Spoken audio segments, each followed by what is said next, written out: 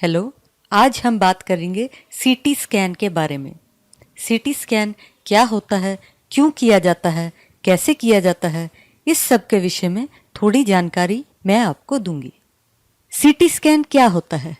CT scan में हम body के डिफरेंट एंगल से मल्टीपल फोटोग्राफ्स लेते हैं और कंप्यूटर की सहायता से उनका क्रॉस सेक्शनल व्यू निकालते हैं। सीटी स्कैन करने के लिए क्यों कहा जाता है? बहुत सारी बीमारियों के डायग्नोसिस के लिए सीटी स्कैन ज़रूरी होता है।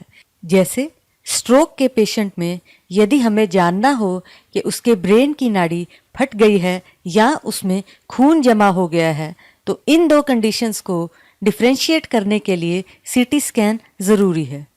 इसके अलावा छाती का सीटी स्कैन से हम लंग्स देख सकते हैं, उनमें कोई ट्यूमर तो नहीं है, एम्फिजिमा या फाइब्रोसिस, यह सब देखने के लिए छाती का सीटी स्कैन ज़रूरी है।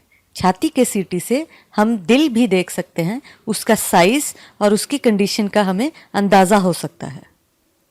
इसके अलावा एब्डोमेन में, पेट में सीटी स्कैन से यदि पेट का कोई ट्यूमर हो, वो कितना फैला हुआ है, उसका साइज़ क्या है, इस सब की जानकारी सीटी स्कैन से पा सकते हैं। हाथों और बाजुओं में कम्प्लेक्स फ्रैक्चर हो गया हो या कोई लिगामेंट टियर हो गया हो, इसके विषय में जानकारी के लिए भी सीटी स्कैन ज़रूरी है। यह टेस्ट कैसे किया जाता है? पेशेंट एक टेबल पर लेट जाता है और यह टेबल एक टनल जैसी मशीन के अंदर जाता है। कई बार पेशेंट को कंट्रास्ट वाले सीटी की आवश्यकता होती है, जिस कंडीशन में पेशेंट को आईवी कैनुला लगाकर कंट्रास्ट दिया जा सकता है।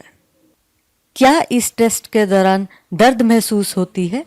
नहीं, इस टेस्ट के दौरान दर्द महसूस नहीं होती, लेकिन यदि कंट्रास्ट दिया जा रहा है तो कैनुला लगाते समय या कंट्रास्ट देते समय थोड़ी दर्द का अनुभव हो सकता है।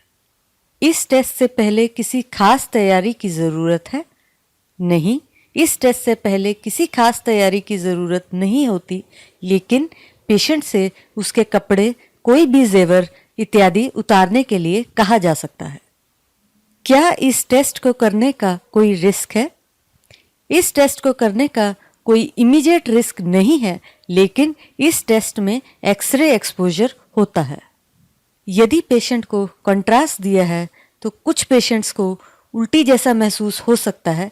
इसके अलावा हल्की खुजली भी हो सकती है। इस टेस्ट से पहले किसी खास प्रिकॉशन की ज़रूरत है? नहीं, इस टेस्ट से पहले आमतौर पे प्रिकॉशन की ज़रूरत नहीं है, लेकिन यदि पेशेंट को एपिलेप्सी है या एस्थमा है तो इसकी जानकारी डॉक्टर को पहले से दे देनी चाहिए।